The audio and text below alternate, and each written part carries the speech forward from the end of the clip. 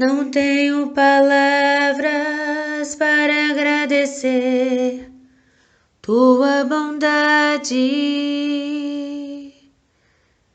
Dia após dia me cercas com fidelidade.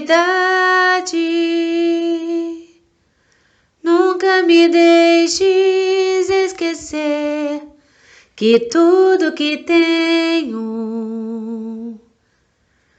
tudo que sou e o que vier a ser, vem de ti, Senhor. Não tenho palavras para agradecer tua bondade. Dia após dia me cercas com fidelidade. Nunca me deixes esquecer que tudo que tenho, tudo que sou e o que vier a ser, vem de ti, Senhor.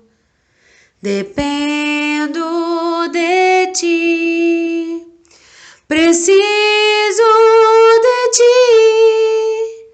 Sozinho nada posso fazer.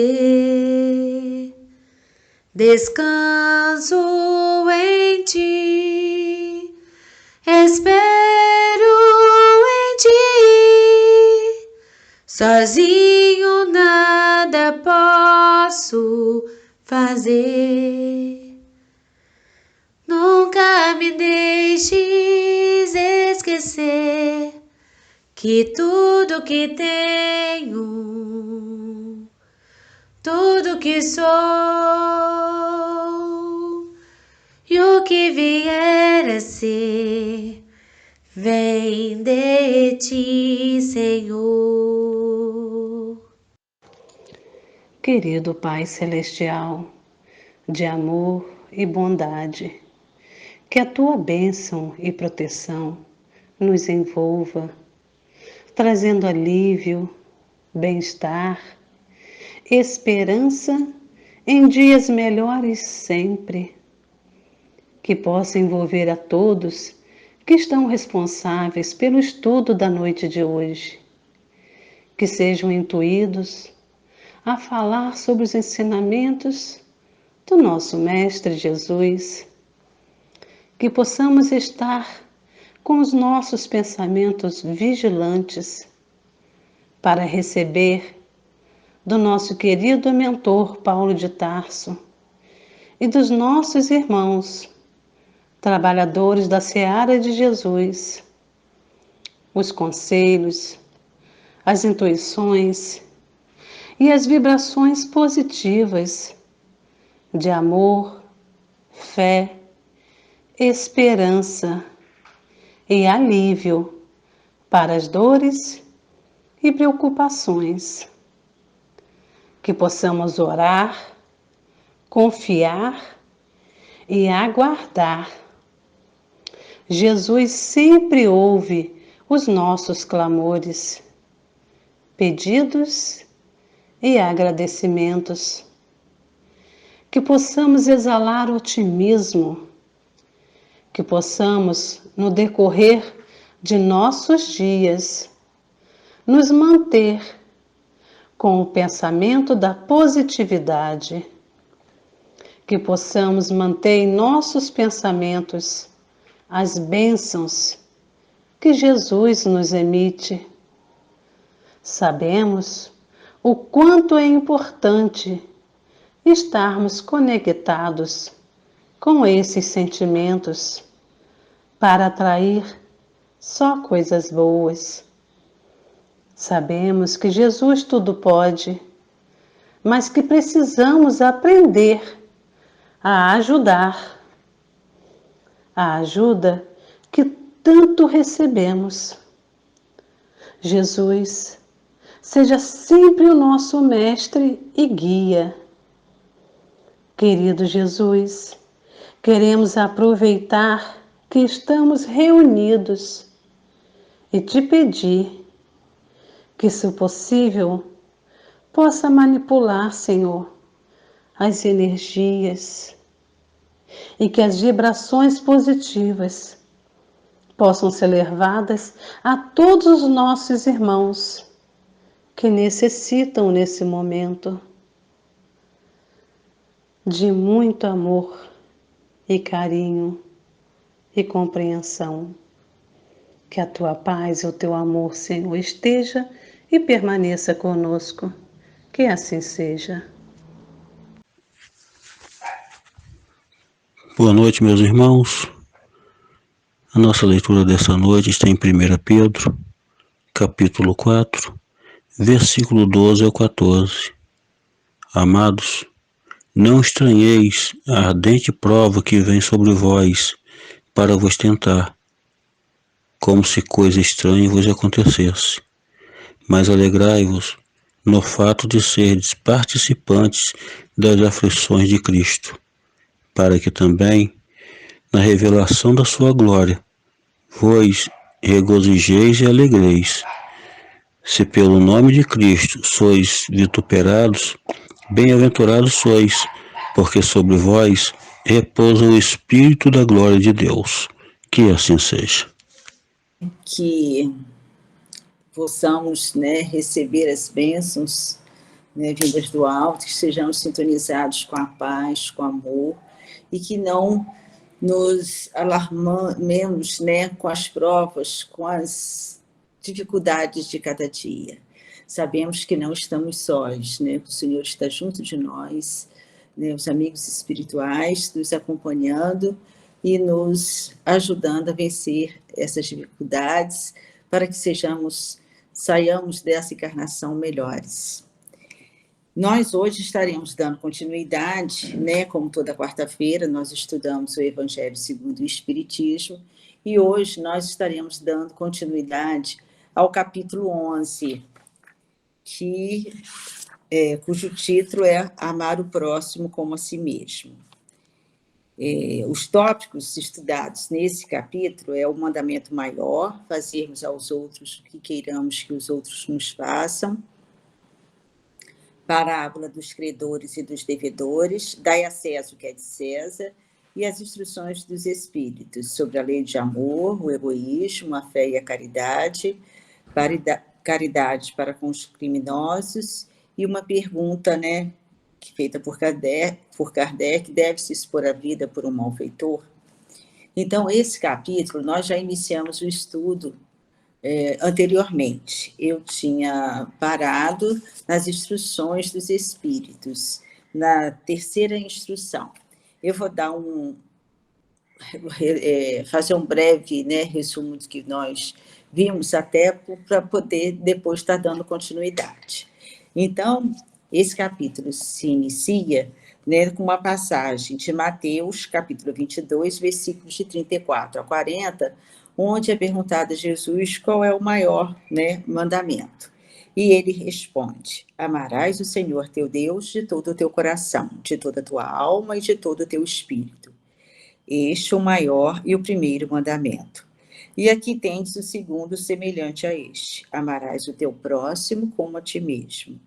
Toda a lei e os profetas se acham contidos nestes dois mandamentos. E em Mateus também, capítulo 7, versículo 2, Jesus nos diz: fazei aos homens tudo o que queirais que eles vos façam, pois é nisto que consistem a lei e os profetas. Em Lucas também, no capítulo 6, ele nos diz: tratai todos os homens como querereis que eles vos tratassem. Então, isso consiste a lei do amor, de estarmos agindo com os nossos irmãos como gostaríamos que eles estivessem agindo conosco. E ele fala: amar o próximo como a si mesmo, fazer pelos outros o que quereria que os outros fizessem por nós. É a expressão mais completa da caridade, porque resume todos os deveres do homem para com o próximo. Com que direito exigiríamos do nosso semelhante melhor proceder, mais indulgência, mais benevolência e devotamento para conosco, do que os temos para com eles. A prática dessas máximas tende à destruição do egoísmo. Então, todos nós temos os nossos erros, as nossas tribulações e queremos ser perdoados. Queremos que hajam conosco com benevolência, com indulgência, e assim também devemos estar tratando os nossos irmãos, né? Quando se adotarem para regra de conduta e para a base de suas instituições, os homens compreenderão a verdadeira fraternidade e farão que entre eles reinem a paz e a justiça. Não mais haverá ódios nem dissensões, mas tão somente união, concórdia e benevolência mútua. Então, quando todos os homens estiverem tratando uns aos outros com essa benevolência, com esse amor, fazendo aquilo que gostaria que fizesse com ele, tudo, né, se modificará. Uma sociedade mais justa, porque o que eu não quero para mim, eu não devo querer para o meu irmão, né? Com o mesmo respeito que eu desejo, eu devo tratar o outro, né? O outro tópico que também já estudamos foi: dai a César o que é de César. E nós vimos que dai a César o que é de César, a César significa os deveres materiais, né? O cumprimento dos deveres em relação à família, à sociedade, à autoridade, estarmos cumprindo com os nossos deveres, com as nossas obrigações, né? Respeitando as leis vigentes e sendo cidadãos responsáveis. Isso seria César, né? E a Deus é cultivar os valores espirituais, amando o próximo e praticando a caridade, né? Pois só amando o próximo e praticando a caridade, esses comportamentos são indispensáveis para o nosso crescimento moral e espiritual. E Jesus também condena, né, todo prejuízo material e moral que se possa causar ao trem, né? Ele nos diz que devemos proceder para com os outros como queremos que os outros procedam para conosco. Ele condena todo prejuízo material e moral que se possa causar ao trem, toda postergação de seus interesses, né? Não devemos nunca prejudicar o outro, né? Prescreve o respeito aos direitos de cada um, como cada um deseja que se respeitem o seu. E iniciamos, então, a instrução dos Espíritos, que fala sobre a lei do amor. No estudo passado, né, nós vimos a mensagem trazida por Lázaro e a mensagem trazida por Fênelon. Eu até fiz um resumo aqui das duas. Nós vimos que, né, que na mensagem trazida por Lázaro, né, Lázaro ele vai nos apresentar uma descrição evolutiva do amor, né, mostrando desde a sua origem até o seu destino. Então, ele dizendo que, né, na sua origem, né, o homem age através dos instintos, né, e quando ele está mais avançado, né, mas ainda corrompido, ele tem sensações. E essas sensações, à medida que ele vai se instruindo e se depurando, ele tem sentimentos. E o sentimento maior é o amor, né? É o que é o requinte do sentimento. Então, ele disse, Lázaro, que o amor resume toda a doutrina de Jesus, visto que esse é o sentimento por excelência, e os sentimentos são os instintos elevados à altura do progresso feito. Então, em sua origem, como eu já falei, o homem só tem instinto. Quanto mais avançado e corrompido, sensações. E quando instruído e purificado, ele tem sentimentos. A lei do amor substitui o personalismo pela fusão dos seres. Então, à medida, né, que o homem vai colocando em prática a lei do amor, ele vai deixando o personalismo, né, esse egoísmo de só pensar em si, só no eu, para pensar em nós, no coletivo, né? Vai tirar esse egoísmo e vai se tornar mais altruísta, né? E querer aos outros somente o que quer para si, extinguindo as misérias sociais. E ele também nos falou, Lázaro, que o Espiritismo, trazendo a reencarnação, revela às criaturas o seu patrimônio cultural. renascemos para continuar a nossa evolução espiritual. Nós sabemos que somos espíritos eternos. Essa não é a nossa primeira nem a nossa última reencarnação. E nós, né, trazemos, né, toda uma bagagem de vidas passadas. Então, nós temos um patrimônio, né, intelectual. Aí ele fala, continuar nossa evolução espiritual, retificando nossos erros, né? Aqui estamos para retificar os nossos erros, nos burilando, né? Nos reeducando, educando nossos sentimentos, nossas emoções, nos desenvolvendo moralmente e intelectualmente. E ele também compara, ele diz que o nosso espírito é um campo a ser cultivado.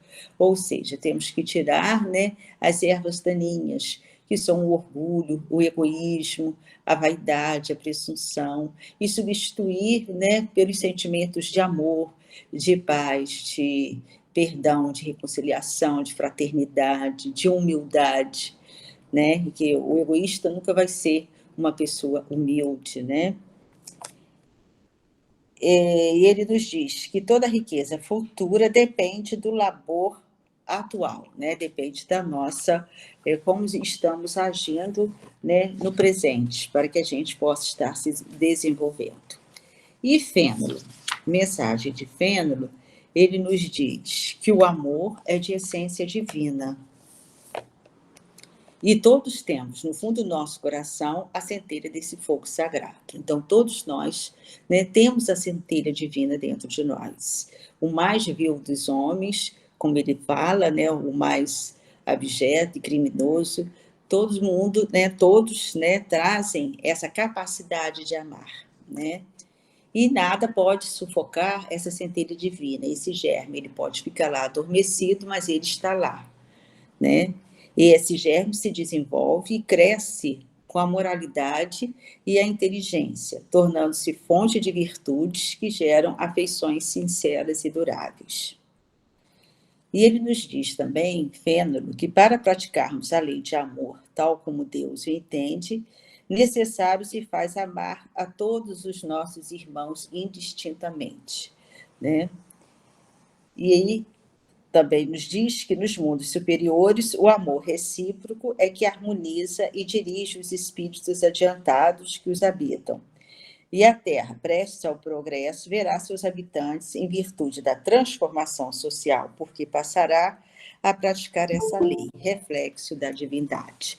Então, à medida que, né, o espírito vai evoluindo moralmente, né, a Terra também vai evoluindo e chegará a sair desse, né, de orbe de provas e expiações para uma Terra, né, para um mundo mais ditoso, mais regenerado, onde os espíritos que aqui habitam têm que ser aqueles que desejam o bem, né? E ele também nos disse que os efeitos da lei do amor são o melhoramento moral da raça humana e a felicidade durante a vida terrestre, né, e após esta. Ele também nos diz que os mais rebeldes, aqueles espíritos mais rebeldes, também se ajustarão, né, mais tarde. Eles poderão demorar um pouco mais, mas todos nós, né, temos como, né, investir a nossa evolução, né, nos tornarmos um dia espíritos perfeitos. E então vamos começar, né, ao nosso estudo de hoje, que é pela terceira, né, instrução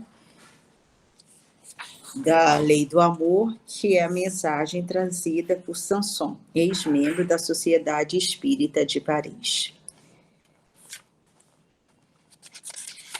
Então, aí ele começa nos dizendo: meus caros condiscípulos, os espíritos aqui presentes vos dizem por meu intermédio, amai muito a fim de serdes amados. Então, todos, né, todos os espíritos, encarnados ou desencarnados, todos nós, né, aspiramos a ser amados, né, queridos, mas nós temos que pensar, né, que nós receberemos aquilo que damos. É necessário darmos amor para que a gente possa receber o amor, né, uma questão de sintonia, né, quando nós agimos de uma forma rude, geralmente temos essa resposta também. Então, para que queremos ser amados, devemos espalhar o amor ao redor de nós, né? É tão justo esse pensamento que nele encontrareis tudo que consola e abranda as penas de cada dia. Ou melhor, pondo em prática esse sábio conselho, elevar-vos-eis de tal modo acima da matéria que vos espiritualizareis antes de deixar o invólucro terrestre. Então, à medida que a gente for praticando essa lei, a lei do amor, vamos evoluindo, como ele nos diz aqui. Havendo os estudos espíritas desenvolvido em vós a compreensão do futuro, uma certeza tendes, a de caminhardes para Deus, vendo realizadas todas as promessas que correspondem às aspirações da vossa alma. Então, nós vimos através do Espiritismo, ele ampliou a nossa visão da vida futura, mostrando como uma continuação da vida da Terra, dando a certeza da progressão contínua em direção a Deus. O espírito ele não vai ficar estacionário, ele não regride, ele pode ficar estacionário, mas ele não regride, a perfeição possível, a paz e a felicidade, provando que podemos sonhar com o melhor para todos nós, porque temos todas as condições, as possibilidades e o determinismo divino de consegui-lo. Então, o Espiritismo, ele nos dá essa possibilidade, Ele nos ensina como devemos proceder para que a gente possa se transformar. Nos amplia a visão da vida futura, Que estamos passando por essas dificuldades aqui para fim de nos aprimorarmos, mas seremos um dia espíritos perfeitos, Estamos nos depurando. E Sansão também fala, amar no sentido profundo do termo, é o homem ser leal, probo, consciencioso, para fazer aos outros o que queira que estes lhe façam. Então, para que a gente possa fazer o outro, aquilo que nos faz, é necessário que possamos olhar o outro como um irmão, um ser igual a gente, com qualidades, com defeitos, que também está na sua caminhada evolutiva, não é ainda um espírito perfeito. Então, devemos olhar o outro como um ser igual a nós, ainda imperfeito, mas no progresso, mas numa caminhada evolutiva. Aqui, deixa eu ver aqui. É ver o outro como membro de uma grande família, a humanidade, caminhando todos os seus membros para se elevar em direção a planos mais puros e sublimes. E assim, vendo e compreendendo, os homens serão capazes de somente fazer os outros o que desejam para si, buscando aliviar os sofrimentos alheios, no combate às causas que os provocam, e dirigindo-se aos sofredores com palavras de ajuda e esperança. Então, olharmos sempre o outro, o nosso próximo, os outros, como um ser também como nós, sem fazer distinção. Aí ele fala, é considerar como sua grande família humana, porque essa família todos a encontrareis, dentro de certo período e muitos mais adiantados. Todos nós nos encontraremos em mundos mais adiantados, quando estivermos evoluídos, quando estivermos feito o nosso progresso moral, estivermos praticando a lei do amor. E os espíritos que a compõem são, como vós, filhos de Deus, destinados a se elevarem ao infinito. Assim, não podeis recusar aos vossos irmãos o que Deus liberalmente vos outorgou. Porquanto de vosso lado, muito vos alegraria que vossos irmãos vos dessem aquilo de que necessitais. Para todos os sofrimentos, tende, pois, uma palavra de esperança e de conforto, a fim de que sejais inteiramente amor e justiça. Então, né, que possamos, né, distribuir confiança, palavras de conforto, de estímulo, né, para os nossos irmãos de caminhada. Ele diz que essa sábia exortação, amai bastante para seres amados, abrirá caminho. Revolucionária, ela segue sua rota, que é determinada, invariável. Mas já ganhaste muito, vós que me ouvis, pois que já sois infinitamente melhores do que eres há 100 anos. Mudaste tanto em proveito vosso, que aceitais de boa mente sobre a liberdade e a fraternidade, uma imensidade de ideias novas que outrora rejeitarias. Ora, daqui a 100 anos, sem dúvida, aceitareis com a mesma facilidade as que ainda vos não puderam entrar no cérebro. Então, ele está falando sobre a lei do progresso. A lei do progresso e, há 100 anos atrás, quando a Revolução Francesa, né, aconteceu, que trouxe em si a ideia, né, de fraternidade, de liberdade, como foi difícil para os espíritos, né, entenderem, né, e aceitarem naquela época. Então, como o progresso ocorre, muitas das ideias que hoje, né, nós não conseguimos entender, né, daqui a tanto tempo nós entenderemos, né? Hoje, quando o movimento espírita há dado tão grande passo, vede com que rapidez as ideias de justiça e de renovação constante nos ditados espíritas são aceitas pela parte mediana do mundo inteligente. É que essas ideias correspondem a tudo que há de divino em vós. É que estáis preparados por uma sementeira fecunda. A do século passado, que implantou no seio da sociedade terrena as grandes ideias de progresso. E como tudo se encandeia sob a direção do Altíssimo, todas as lições recebidas e aceitas virão a encerrar-se na permuta universal do amor ao próximo. Aí ele nos diz, termina falando, uns e outros reunir-se-ão para se entenderem e amarem, para destruírem todas as injustiças, todas as causas de desinteligência entre os povos, né? Então, quando o homem estiver, né, a Terra mais evoluída, quando o homem estiver mais consciente, né, do seu papel, do seu, né, da necessidade de estar praticando a lei do amor, de tirar de si todo sentimento contrário, né, todo sentimento de egoísmo, de orgulho, né, de rancor, de ira, né, todos os homens irão se relacionar pelo bem, né, todos querendo ao outro, né, o melhor, né, fazer sempre o bem invariavelmente. E aí nós vamos ver agora outro tópico que é falar sobre o egoísmo. Nós temos duas mensagens de Emmanuel e de Pascal.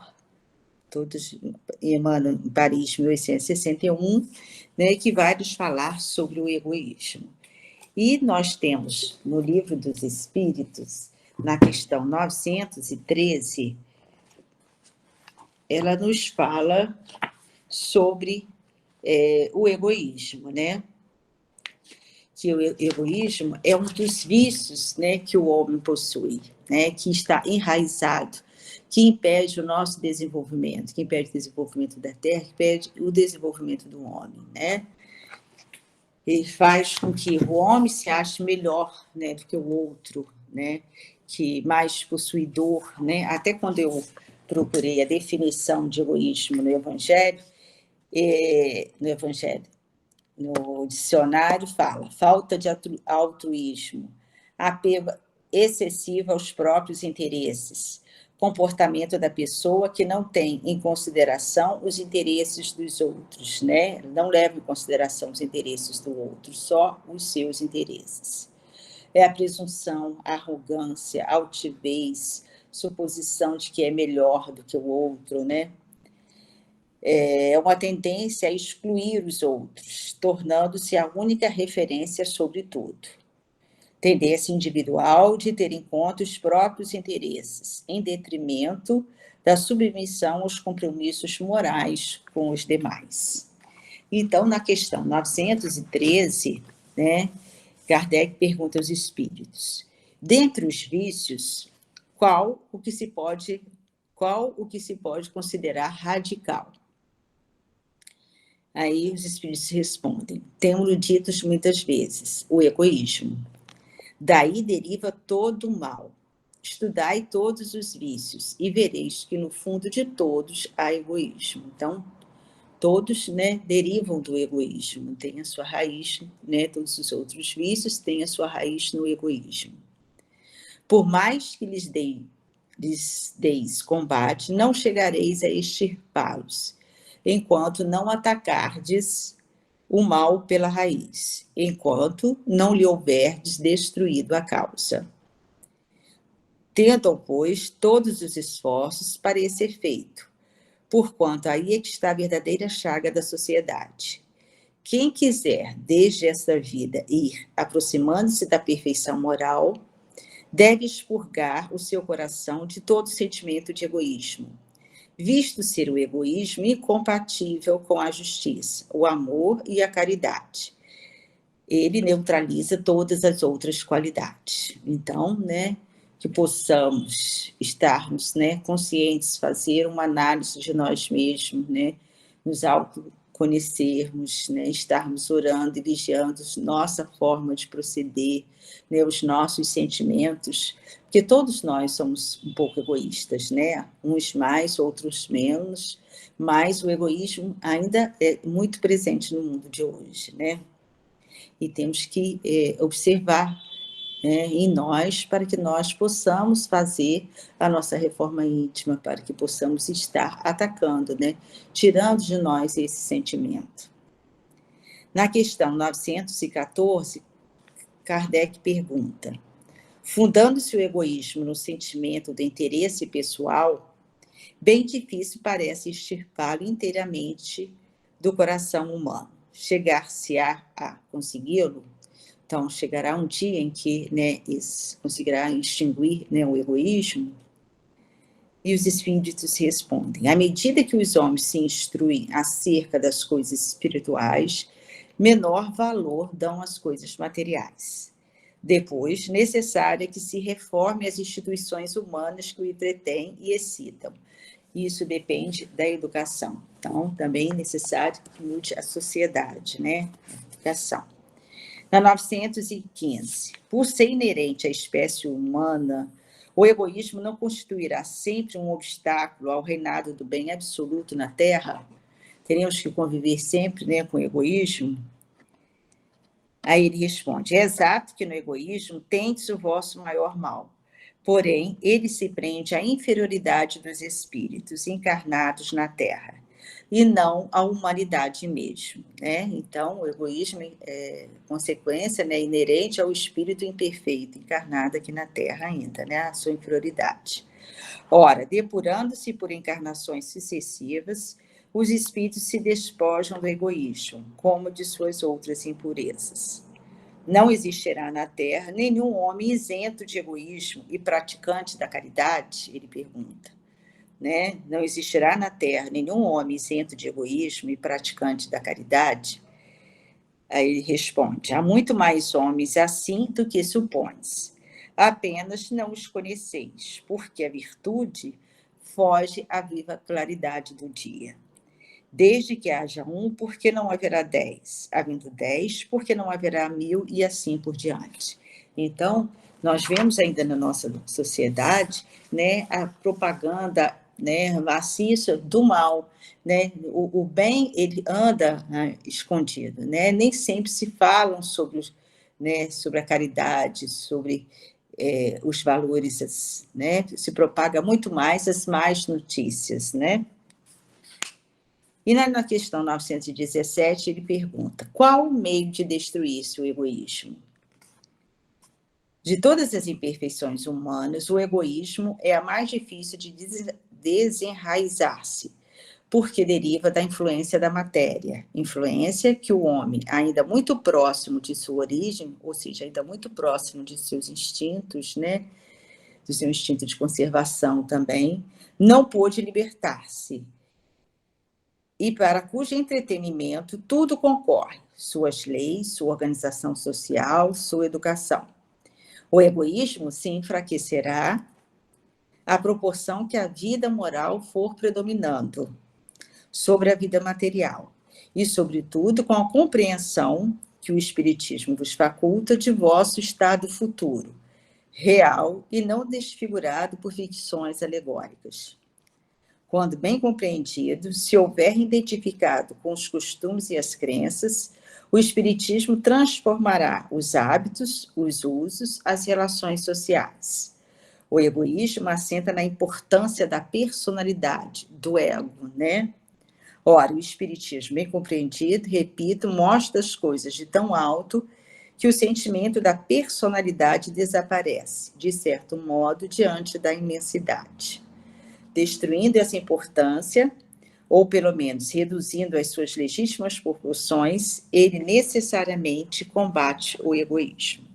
Então, tem mais, mas eu vou parar por aqui, só para nós compreendermos, né, que o egoísmo ele está bem enraizado, né, e é difícil de combatermos. Depende do nosso esforço, da nossa boa vontade, da perseverança também. E Emmanuel, então, nos diz nessa mensagem: o egoísmo, chaga da humanidade, tem que desaparecer da Terra, a cujo progresso moral obsta, né? Ao Espiritismo está reservada a tarefa de fazê-la ascender na hierarquia dos mundos, né? Fazer a Terra sair desse mundo de provas e expiações para ir para o mundo mais ditoso, né? O mundo regenerado, depois o mundo mais ditoso. Mas para que isso aconteça, é necessário que se extirpa, né? Se acabe o egoísmo, né? E que tenha o bem prevalecendo, né? O egoísmo é, pois, o alvo... Dá licença um pouquinho.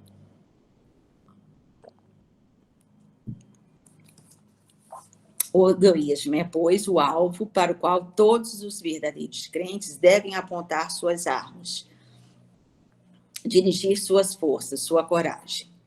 Digo coragem, porque dela muito mais necessita cada um para vencer-se a si mesmo do que para vencer os outros, né? É bem real, né, gente? É muito mais difícil nós vencermos os nossos vícios, né? Vencermos as dificuldades que trazemos, né? Que estão ainda enraizadas, que sabemos que temos que vencer e às vezes temos dificuldades, né? Essas são as dificuldades maiores, né? Somos, né, na verdade, algozes de nós mesmos, né? É difícil para nós tirarmos, né, de nós esses defeitos às vezes, né? Por isso que ele diz que precisa coragem, né? Para vencermos a nós mesmos. Né? Vencer-se a si mesmo do que para vencer os outros. Que cada um, portanto, empregue todos os esforços a combater em si, certo de que esse monstro devorador de todas as inteligências, esse filho do orgulho, é o causador de todas as misérias do mundo terreno. Ele é a negação da caridade e, por conseguinte, o maior obstáculo à felicidade dos homens. Jesus vos deu o exemplo da caridade e Pôncio Pilatos o do egoísmo. Pois, quando o primeiro, né, Jesus, o justo, vai percorrer as santas estações do seu martírio, o outro lava as mãos dizendo: que me importa? Animou-se a dizer os judeus: esse homem é justo, por que o quereis crucificar? Entretanto, deixa que o conduzam ao suplício, né? Ele lava as mãos, a indiferença não é comigo, né? Que a indiferença também é uma forma de egoísmo, né? É a esse antagonismo entre a caridade e o egoísmo, a invasão do coração humano por essa chaga moral, que se deve atribuir o fato de não haver ainda o cristianismo desempenhado por completo a sua missão.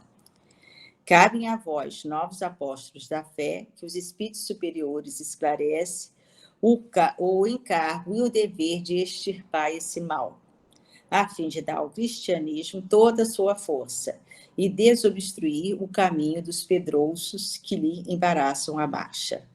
Expulsai da terra o egoísmo, para que ela possa subir na escala dos mundos, porquanto já é tempo de a humanidade envergar sua veste viril, para o que cumpre que primeiramente o espilais dos vossos corações, né? Então, cabe a cada um de nós, né, tirar de nós o egoísmo, tirar de nossos corações, né, das nossas ações, né, o egoísmo. E a outra mensagem é de Pascal, também sobre o egoísmo. E ele nos diz: se os homens se amassem com mútuo amor, mais bem praticada seria a caridade. Mas, para isso, necessária fora vos esforçasseis por largar essa couraça que vos cobre os corações, a fim de se tornarem eles mais sensíveis aos sofrimentos alheios. A rigidez mata os bons sentimentos. O Cristo jamais se excusava. Não repelia aquele que o buscava, fosse quem fosse. Socorria a mulher adúltera como criminoso. Nunca temeu que a sua reputação sofresse por isso. Quando tomareis por modelo de todas as vossas ações. Se na terra a caridade reinasse, o mal não imperaria. Fugiria envergonhado, ocultar-se-ia, visto que em toda parte se acharia deslocado. O mal, então, desapareceria. Ficai bem certos. Né? Se realmente, né, fosse praticada a caridade, né, a Terra seria mais evoluída, não é isso? O mal não imperaria, como ainda impera no nosso mundo, né? Começais vós por dar o exemplo, né? Cada um de nós darmos os exemplos, né? Sermos diferentes, cada um fazer a sua parte, né? Sejamos a diferença, a mudança que queremos do mundo, né? Sede caridosos para com todos, indistintamente. Esforçai-vos por não atentar nos que vos olham com desdém, e deixai a Deus o encargo de fazer toda a justiça. A Deus que todos os dias separa no seu reino o joio do trigo, né? Que possamos estar, então, praticando a caridade uns com os outros, olhar a todos como nossos irmãos de caminhada, não fazer distinções nem de raça, nem de cor, nem de situação social de nenhuma espécie, né? Aí ele nos diz também que o egoísmo é a negação da caridade. Sem a caridade não haverá descanso para a sociedade humana. Não, digo mais, não haverá segurança. Com egoísmo e orgulho que andam de mãos dadas, a vida será sempre uma carreira, em que vencerá o mais esperto. Uma luta de interesses, em que se calcarão aos pés as mais santas afeições, em que nem sequer os sagrados laços de família merecerão respeito. Né? Então, quanto o egoísmo e o orgulho imperar, né, fica difícil de, como ele diz, né, de haver a caridade, porque ela não permite, né? O egoísmo é a negação da caridade. O outro tópico que iremos estudar é a fé e a caridade. Calma aí, só um minutinho.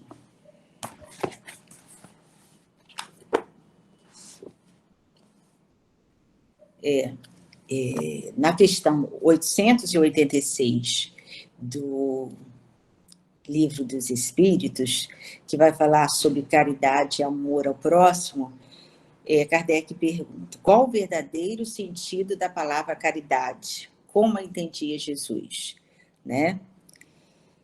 E os Espíritos respondem: benevolência para com todos, indulgência para as imperfeições dos outros, perdão das ofensas. O amor e a caridade são um complemento da lei de justiça, pois amar o próximo é fazer-lhe todo o bem que nos seja possível e que não desejáramos nos fosse feito. Tal o sentido dessas palavras de Jesus: amai-vos uns aos outros como irmãos. A caridade, segundo Jesus, não se restringe à esmola, abrange todas as relações em que nos achamos com os nossos semelhantes, sejam eles nossos inferiores, nossos iguais ou os nossos superiores. A caridade, né, ela nos prescreve a indulgência, porque da indulgência precisamos nós mesmos, né? Todos nós precisamos de indulgência.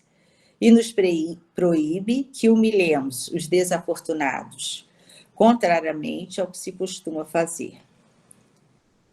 Apresente-se uma pessoa rica e todas as ações e deferências lhe são dispensadas. Se for pobre, toda gente como que entende que não precisa preocupar-se com ela.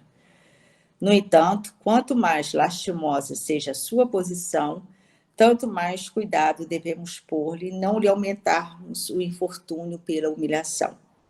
O homem verdadeiramente bom procura levar aos seus próprios olhos aquele que lhe é inferior, diminuindo a distância que os separa.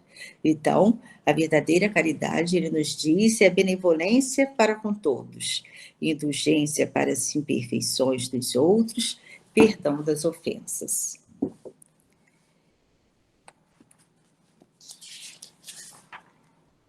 E aí o Espírito Protetor, Cracóvia 1861, nos fala: disse-vos não há muito, meus caros filhos, que a caridade sem a fé não basta para manter entre os homens uma ordem social capaz de os tornar felizes. Pudera ter dito que a caridade é impossível sem a fé. Na verdade, impulsos generosos se vos depararão, mesmo entre os que nenhuma religião tem. Então, impulsos generosos podem vir, né, de todo lugar, mesmo aquele que não tenha fé. Mas aquela generosidade, aquela caridade com benevolência, né, esquecendo de si em favor do outro, só aquele que tenha fé, né? Aqui mesmo escreve, porém essa caridade austera, que só com abnegação se pratica, com constante sacrifício de todo interesse egoístico, somente a fé pode inspirá-la, porquanto só ela dá se possa carregar com coragem e perseverança a cruz da vida terrena. Deus nos criou para sermos felizes na eternidade. Entretanto, a vida terrestre tem que servir exclusivamente ao aperfeiçoamento moral, que mais facilmente se adquire com auxílio dos órgãos físicos e do mundo material.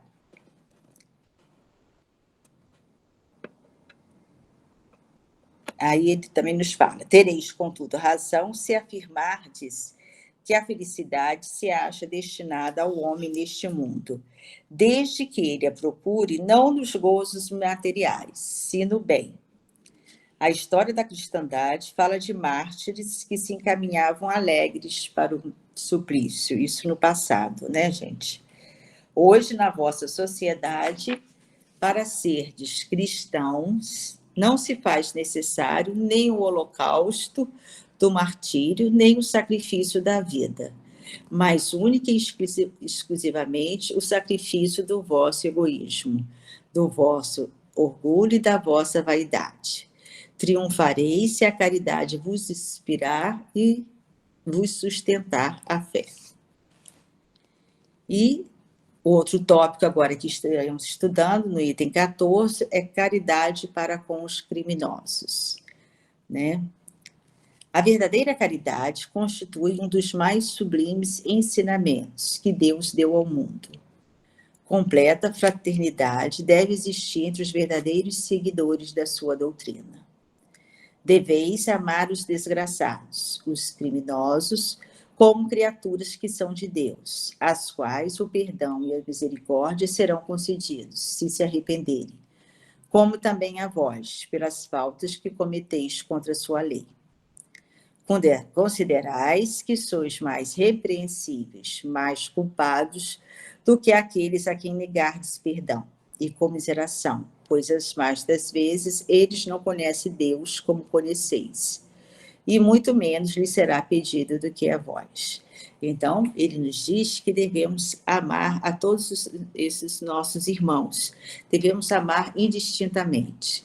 Somos todos criados, né, espíritos simples e ignorantes. O progresso chegará para todos, mas ainda temos muitos irmãos equivocados que ainda estão caminhando, né, de uma forma equivocada. Mas não devemos julgar, e sim, né, devemos estar orando para que aqueles irmãos eles, né, se arrependam, para que possam reconhecer os seus erros. Deus, nosso Pai, né, nos dá infinitas possibilidades através das diversas reencarnações para que a gente possamos estar nos aprimorando. E também dará a esse nosso irmão. É um irmão, é o nosso próximo, né? Que, como nós, merece perdão, né? E Jesus nunca condenou, né? Vai, como ele falava, vai e não peques mais. Então, nós não devemos, né, estar julgando nem condenando os nossos irmãos. E ele também nos lembra que muitas das vezes eles não têm o conhecimento, né, que nós temos, né, da palavra do Senhor, não conhece as leis divinas, né, e muito mais será cobrado aquele que conhece do que aquele que ignora. Não julgueis absolutamente, meus caros amigos, porquanto o juízo que proferirdes, ainda mais severamente vos será aplicado, e precisais de indulgência para os pecados em que sem cessar incorreis. Ignorais que há muitas ações que são crimes aos olhos de Deus de pureza e que o mundo nem sequer como faltas leves considera. Nós sabemos, né, que existe, né, quanto mais que existem as leis civis, né, as leis humanas, que mudam. Então, muitos crimes aos olhos de Deus não são de acordo com as leis civis. Então, nós devemos estar atentos, né, para não estarmos julgando os nossos irmãos, que com o mesmo rigor que julgarmos, também seremos julgados. E ele também fala que a verdadeira caridade não consiste apenas na esmola que dás, nem nas palavras de consolação que lhe aditeis, né? Nós sabemos que podemos estar praticando, né, a caridade não só material, mas a caridade, né, de estarmos ouvindo os nossos irmãos, estimulando-os, né, levando-lhes palavras reconfortantes, né? A caridade sublime que Jesus ensinou também consiste na benevolência de que useis sempre, e em todas as coisas para com o vosso próximo. Podeis ainda exercitar essa virtude sublime com relação a seres para os quais nenhuma utilidade terão as vossas esmolas, né? E aí ele está dizendo a esmola material, né? Mas que algumas palavras de consolo, de encorajamento, de amor, conduzirão ao Senhor Supremo. Aí ele nos diz: jamais, pois, como filhos do mesmo Pai, não estabeleçais diferença entre os outros infelizes, porquanto quer Deus que todos sejam iguais, a ninguém desprezeis. Permite Deus que entre vós se achem grandes criminosos para que vos sirvam de ensinamento. Em breve, quando os homens se encontrarem submetidos às verdadeiras leis de Deus, já não haverá necessidade desses ensinos, né? Quando todos estivermos, né, cumprindo a lei do amor, né? Todos os espíritos impuros e revoltados serão relegados para mundos inferiores, de acordo com as suas inclinações. Deveis, àqueles de quem falo, o socorro das vossas preces. É a verdadeira caridade. Então, para que a gente possa, né, através das nossas preces, socorrer esses irmãos equivocados, né?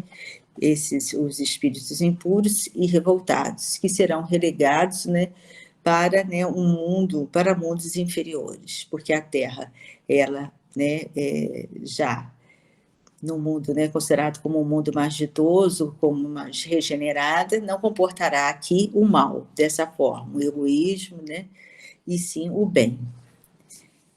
Não vos cabe dizer de um criminoso. Quantas vezes a gente diz isso, né? Não podemos dizer. É um miserável, deve-se expurgar da sua presença à terra. Muito branda é para ser de tal espécie a morte que lhe inflige. Não, não é assim que vos compete falar. Observai o vosso modelo Jesus. Que diria ele se visse junto de si um desses desgraçados? Né? Jesus nunca julgou, né, aqueles irmãos que estavam, né, no erro. Né? Ele, né, como nós temos exemplo da mulher adúltera, né, o filho pródigo e tantos outros exemplos, né, os trabalhadores da última hora. Jesus sempre nos dá oportunidades para que a gente possa estar refazendo os nossos caminhos, lamentá-lo-ia, considerá-lo-ia um doente bem digno de piedade. Estender-lhe-ia a mão. Em realidade, não podeis fazer o mesmo, mas, pelo menos, podeis orar por ele, assistir o Espírito durante o tempo que ainda haja de passar na terra. Pode ser ele tocado de arrependimento, se orardes com fé. Ele diz que se orarmos com fé, de repente esses espíritos serão tocados, irão se arrepender, É tanto o vosso próximo como o melhor dos homens. Sua alma transviada e revoltada foi criada como a vossa, para se aperfeiçoar. Ajudai-o, pois, a sair do lameiro e orai por ele, Esse espírito também, um dia será um espírito perfeito. Todos nós seremos um dia espíritos perfeitos. Uns irão mais rapidamente, outros, de uma forma mais lenta, Mas todos nós estamos, atingiremos a perfeição. É isso que o nosso Pai deseja. E o último tópico é: deve-se expor a vida por um malfeitor?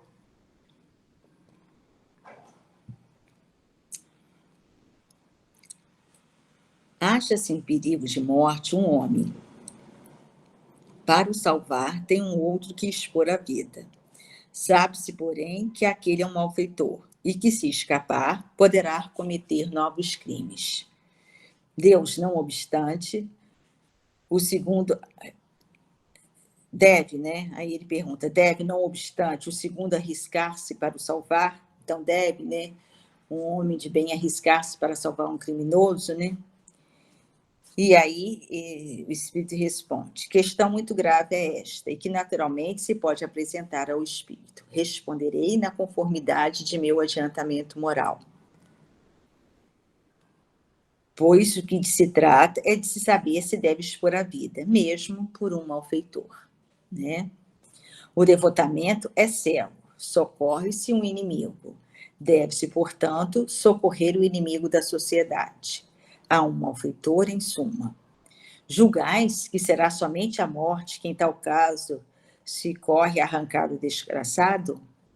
É talvez a toda sua vida passada. Imaginai, com efeito, que nos rápidos instantes que lhe arrebata os derradeiros alentos de vida, o homem perdido volve ao seu passado, ou que antes este se ergue diante dele. A morte, que sai, chega cedo demais. A reencarnação poderá vir a ser-lhe terrível. Lançai-vos então, ó homens, lançai-vos todos vós, a quem assim esse espírito esclareceu. Lançai-vos, arrancai-o a sua condenação, e talvez esse homem que teria morrido a blasfemar se atirará nos vossos braços. Ele quer nos dizer que talvez seja este um instante em que ele irá se arrepender, e começará a sua caminhada. Todavia, não tendes que indagar se o fará ou não. Socorrei-o, porquanto, salvando, obedeceis a essa voz do coração que vos diz: pode salvá-lo? Salvo, Então, como nós já estudamos ao longo do capítulo, não devemos estar julgando os nossos irmãos, Devemos estar sempre procurando fazer o bem indistintamente, seja quem for, Ele está nesse momento equivocado, mas, pode ser o momento da sua libertação. Assim, queridos irmãos, chegamos ao final. Já está na hora, 20h59, terminei exatamente na hora. Chegamos ao final de mais um estudo, do Evangelho segundo o Espiritismo. Que o Senhor nos abençoe, que possamos ter uma excelente noite. Agradeço a todos os envolvidos para que esse estudo fosse realizado. Obrigada, Daiane. Obrigada, a Marinês, com as suas preces lindas, José Martins, Ana Laura, e a todos vocês, meus irmãos, que vibraram para que para que tudo fosse do melhor, Que o Senhor nos abençoe e que possamos ter uma boa noite. Fiquem com Deus, na paz do nosso Senhor.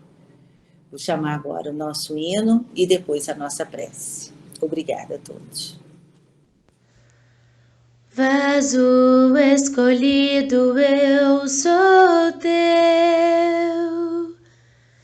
Desde o nosso encontro na estrada, me fizestes enxergar tua luz. Fiquei cego pro mundo e vivo pra Jesus.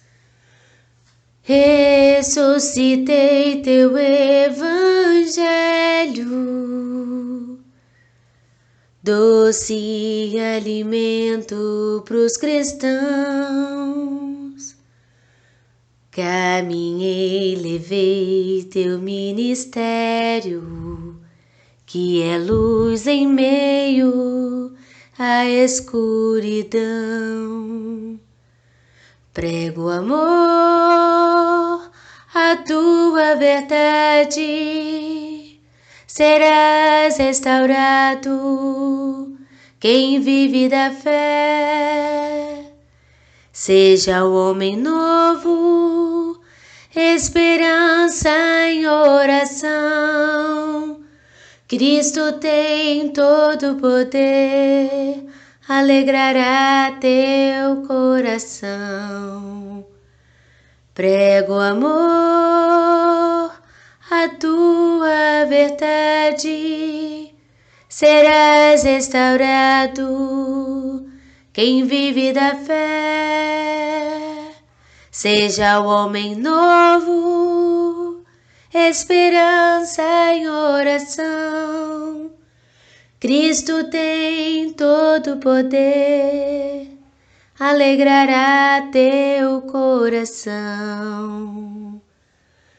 Vaso escolhido, eu sou teu.